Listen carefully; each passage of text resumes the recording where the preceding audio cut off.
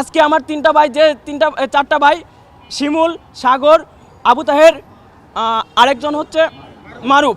এই চারটা ভাই আজকে চক্ষু হসপিটালে ভর্তি ছিল প্রায় 50-60 জন, তাদের মধ্যে 4 জন ছিল তারা বিষ পান করেছে। বিষ পান করার কয়েকটা কারণ আমি আপনাদেরকে বলি।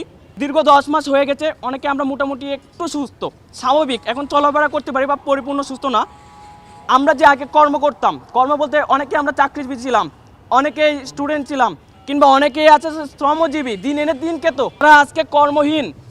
এই যে মানুষগুলো কর্ম হারিয়েছে, গত 10 মাসে সরকার এর কোনো ধরনের ব্যবস্থা করেনি। ইভেন কোনো রাজনৈতিক দলও এটার জন্য সরকারকে প্রেসার ক্রিয়েট করেনি। তারা তাদের নির্বাচন সংস্কার তারা তাদেরটা চেয়ে যাচ্ছে, কিন্তু আসলে যে যারা এই দ্বিতীয় স্বাধীনতা এনে দিচ্ছে তাদের মূল্যায়নটা নাই। তাদেরকে আসলে কি করতে হবে সেটাও তাদের মাথায় নাই। মানুষ কতটুকু নির্বোধ হলে এ ধরনের মনোভাব পোষণ করতে পারে, আমি রাজনৈতিক দলগুলোর কাছে প্রশ্ন রাখতে চাই।